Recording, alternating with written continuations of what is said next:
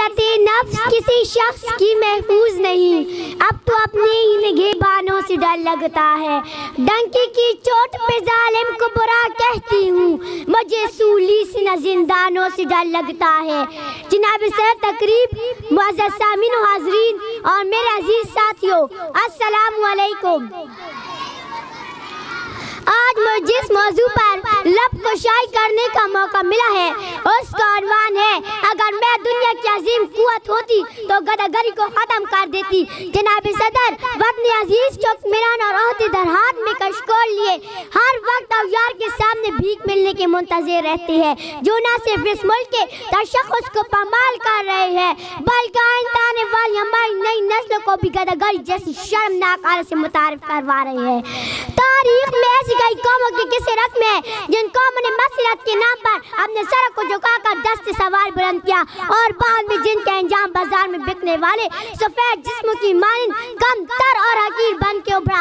ऐसे ही कुछ हाल मेरे वतन अजीज का भी है। जनाब सदर, पाकिस्तान पिछले 10 सालों में अमेरिका से 18 बिलियन डॉलर की रकम वसूल कर चुका है।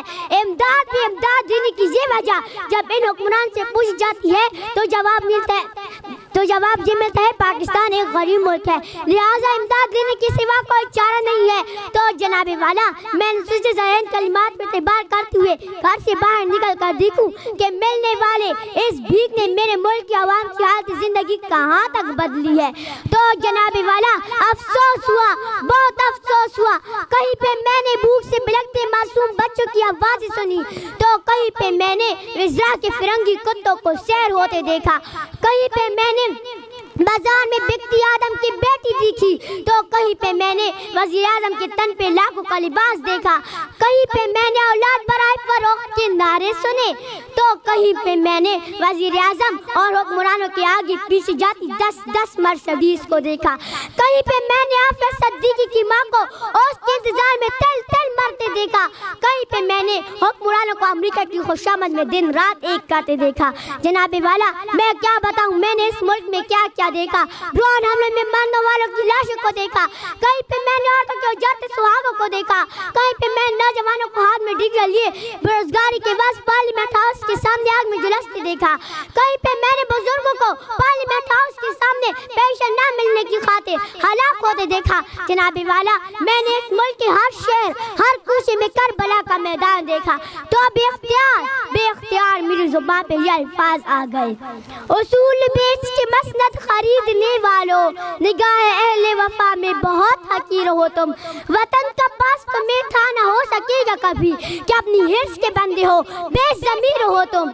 जनाब सदर, चंद रुपयों की आवाज इस मुल्क की इज्जत और तौकीर को गिरवी रखने वाले इन हुक्मरान ने हमसे एक गैरतमंद कौम कहलवाने का हक छीन लिया है।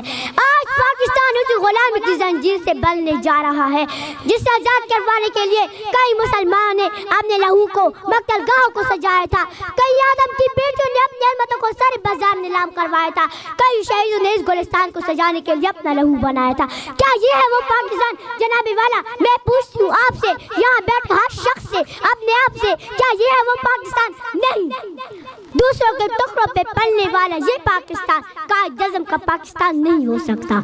मैं सलाम करती हूँ उन तमाम कुर्बानियों को जो इस मुल्क को बनाने के लिए उन लोगों ने दी, मुसलमान ने दी, लेकिन दीप जिनके चंद ख्वाहिशों में चले, दीप जिनके सिर्फ महलातों में चले, चंद लोगों की ख्वाहिशात को लेके चले जो कि मस्जिदों के सायों में पले। ऐसे दस्तूर को सुबह बेनूर को मैं नहीं मानती, मैं नहीं जानती, मैं भी खाइफ हूँ तख्ते-ए-दार से, मैं भी मंसूर हूँ कह दो यार से। तू डराते हो जिंदा की दीवार से, जुल्म की रात को, जहल की बात को मैं नहीं मानती, मैं नहीं जानती। वस्सलाम।